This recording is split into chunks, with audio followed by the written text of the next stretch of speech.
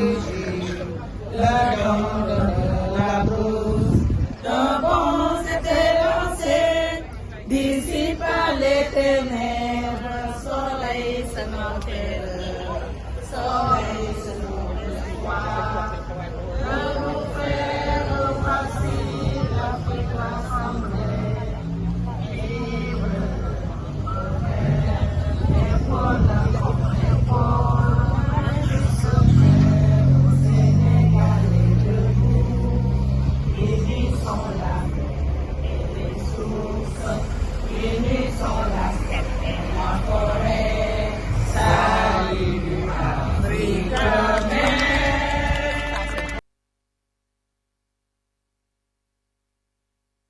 Alors, Madame Sow, Aïssa Touré, c'est parti. Merci beaucoup MC. Salam alaikum. Waaleykum salaam. Sama femme talaatay ndeer yi maa ngi leen di nuyu maa ngi leen di sant maa ngi leen di gërëm. Honorables députés, distinguées autorités, chers invités, chers travailleurs, chères travailleuses, mesdames et messieurs, nous sommes réunis aujourd'hui en ce 7 mars 2026 à la veille de la Journée internationale des droits des femmes sous le thème mondial « Droit, justice, action pour toutes les femmes et les filles ». Ce rassemblement du Comité national des femmes travailleuses de la synthèse n'est ni symbolique ni circonstanciel. Il est un acte de responsabilité, de dignité et de justice sociale. Nous sommes ici pour porter une voix, la voix des femmes travailleuses du Sénégal,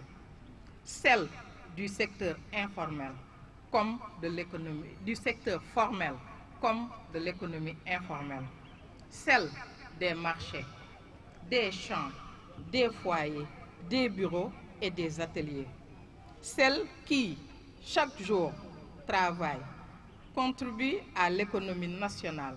mais reste trop souvent exposée à la violence et au harcèlement. Honorables députés, la violence dans le monde du travail n'est pas une fatalité. Le harcèlement n'est pas une norme. Le silence n'est pas une solution. La dénonciation est une obligation. La Convention 190 de l'OIT reconnaît clairement que le droit à un travail sans violence est un droit fondamental. Elle protège tous les travailleurs sans distinction de statut, y compris celle de l'économie informelle. Aujourd'hui, à travers ce mémorandum,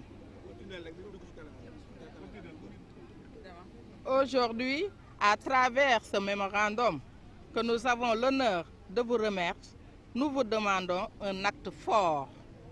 la ratification et la mise en œuvre effective de la Convention 190.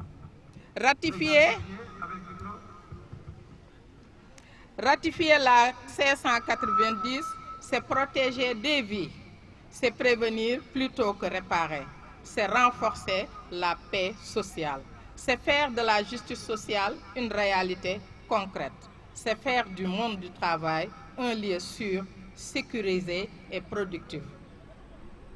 Honorables députés, nos tenues traditionnelles que vous voyez aujourd'hui ne sont pas un folklore. Elles incarnent la force, la résilience et l'héritage des héroïnes sénégalaises. Des femmes qui ont toujours porté ce pays souvent dans l'ombre, mais toujours avec dignité. Honorables députés, l'histoire retiendra celles et ceux qui auront choisi de se tenir du bon côté de la justice. Le COMFAM vous appelle à faire ce choix. Justice pour toutes. Ratifier la Convention 190, c'est protéger encore des vies. Nous restons disponibles, nous, Comité Femmes de la synthèse, nous restons disponibles pour accompagner ce processus, dialoguer, sensibiliser et contribuer au suivi dans un esprit de partenariat et de dialogue. Je clôt mon propos en adressant mes sincères remerciements à nos très chers élus du peuple. Tâtu leen suñu députés yi, ils nous ont reçus Nous avons eu un accueil chaleureux ici. Amuñ fi woon sens interdit. La preuve, aujourd'hui c'est samedi, c'est pas évident. Et nous avons le président de la commission des lois ici présent avec ses pairs. Merci, honorable. Merci à vous tous. Honorable disponibilité et leur écoute attentive. Mes remerciements vont également à l'endroit de notre partenaire international, le mouvement syndical international, le MSI, à travers son coordonnateur et son cellule genre, Mamadou Mbodj, coordonnateur, Amisei genre. Nous vous remercions et nous remercions aussi toutes les travailleuses et tous les travailleurs ici présents. Nous remercions Madame Choi du ministère du Travail. Nous remercions vivement le Haut Conseil du dialogue social représenté par Madame Awa Mbaye, mais par ailleurs directrice au niveau de la fonction publique. Merci d'être là, chères autorités. Ainsi que nos frères qui sont là, nos frères, les hommes, la masculinité positive, vous êtes là. Merci de nous accompagner. Donc, pour votre accompagnement important pour cette initiative. Je n'oublie pas les professionnels des médias qui nous accompagnent dans toutes nos activités et qui jouent un rôle essentiel en relayant l'information de manière responsable et accessible au public. Merci camarades laa leen di wax, vous êtes toujours avec nous. Merci beaucoup à toutes et à tous et je vous remercie pour votre engagement. Merci beaucoup à vous, chères dames de Nder. Fii sensibilisation la dañoo ñëw devant l'hémicycle ñëw seet si les honorables députés parce que xam ngeen ne lépp loo xam ne ratifié nañ ko Sénégal lépp loo xam ne gouvernement du Sénégal adopté na ko day jaar ci taax mu yànj mii ñii ci suñu ginnaaw Baay Faalu Sénégal yii nga xam ne ku ci nekk ci ñoom gox pax gox lañ leen falee indi leen fi parce que dañoo doonul ay yaafuus suñu doonoon seen ay yaafuus ci seeni ay gox duñu ñëw représenté ñu fii ku ci nekk ci ñoom représenté nga localité représenté le Sénégal ñu am yaakaar nag ci ñoom en tant que jigéen ñu am yaakaar bu baax ci ñoom parce que moo indi suñu taxawaay fii tey pour sensibiliser leen def ci ñoom un plaidoyer fort et renforcé parce que depuis des années ñu ngi wax ci 590 pour ñu ratifier ko léegi honorable laaj na ma ndax on a signé ça. Effectivement, le Sénégal fait partie des signataires mais jusqu'à présent la ratification tarde à venir. Donc ñu ñëw nag jébbal leen ko parce que président heure bu jógee pour ratifier ko fii la koy indi pour ñoom ñu voter ko te suñuy voter dañoo war a xam les tenants et les aboutissants de cette convention pour mun ko voter ensemble.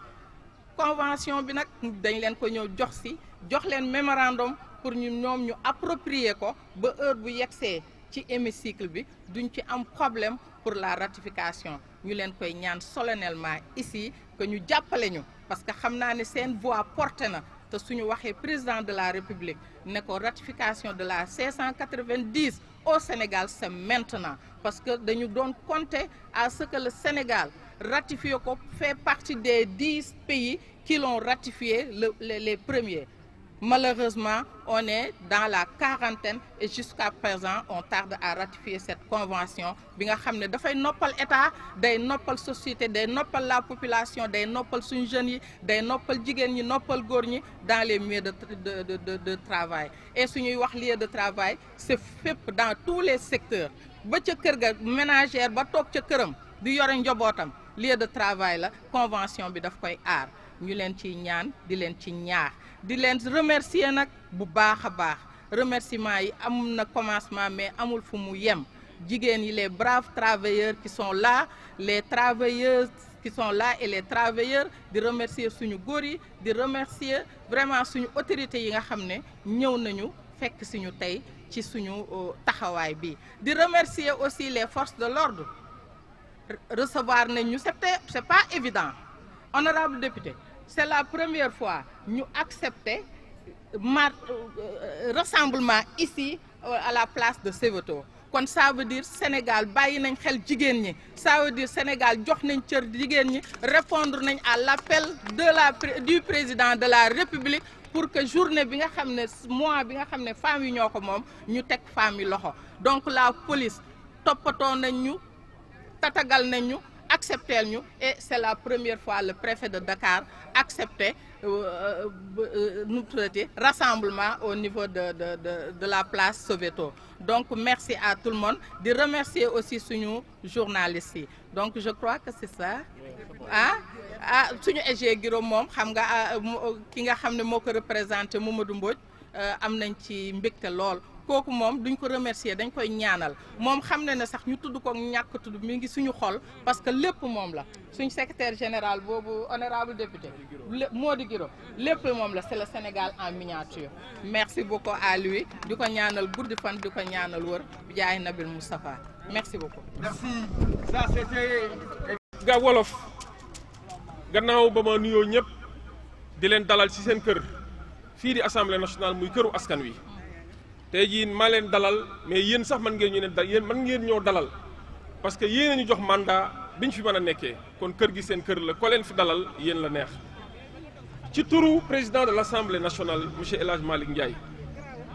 ànd ak samay collègues honorable député Antia Dieng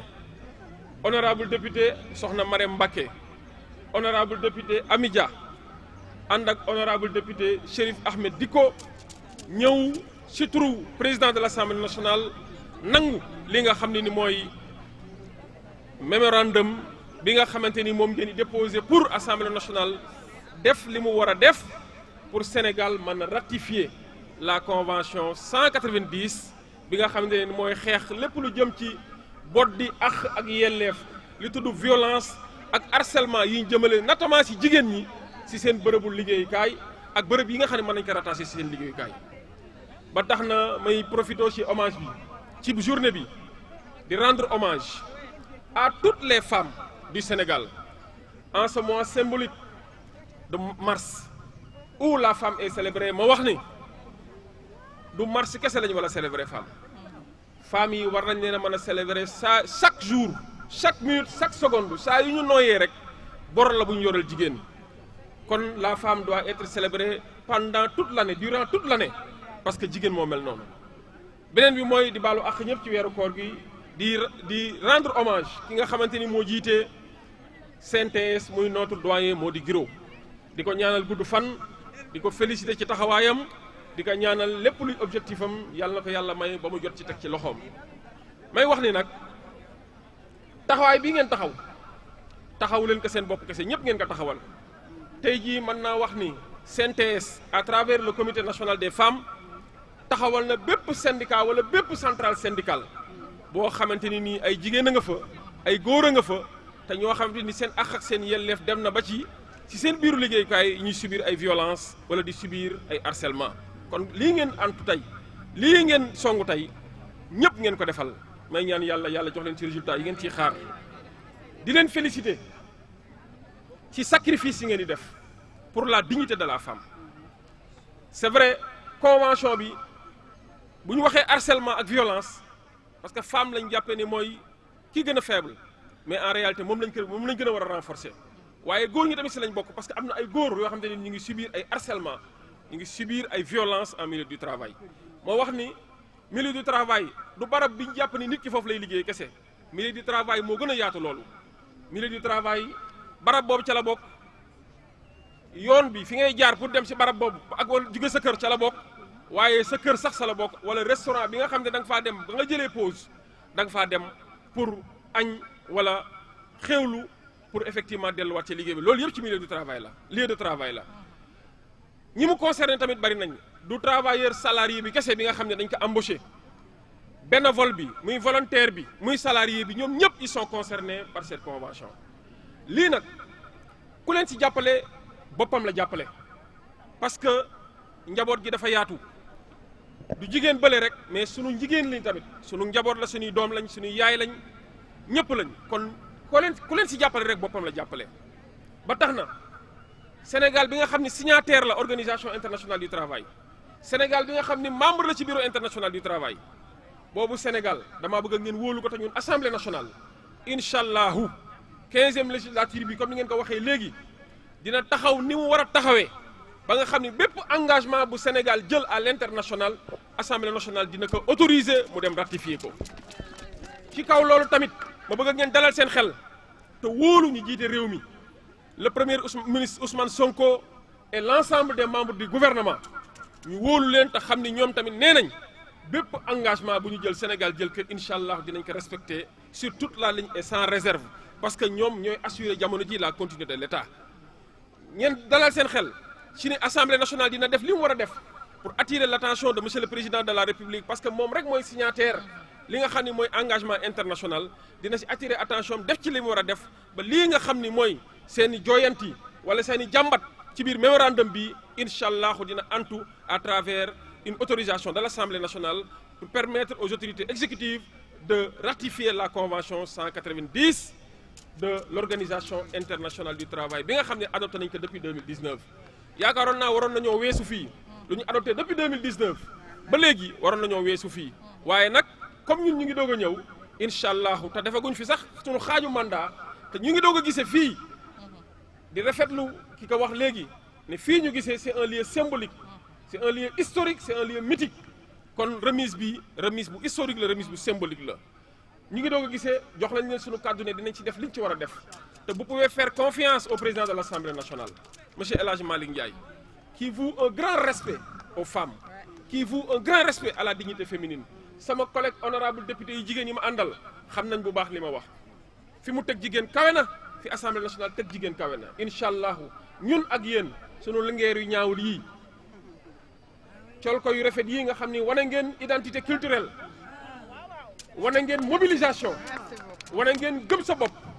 dinañ ànd la main dans la main incha allahu rabbi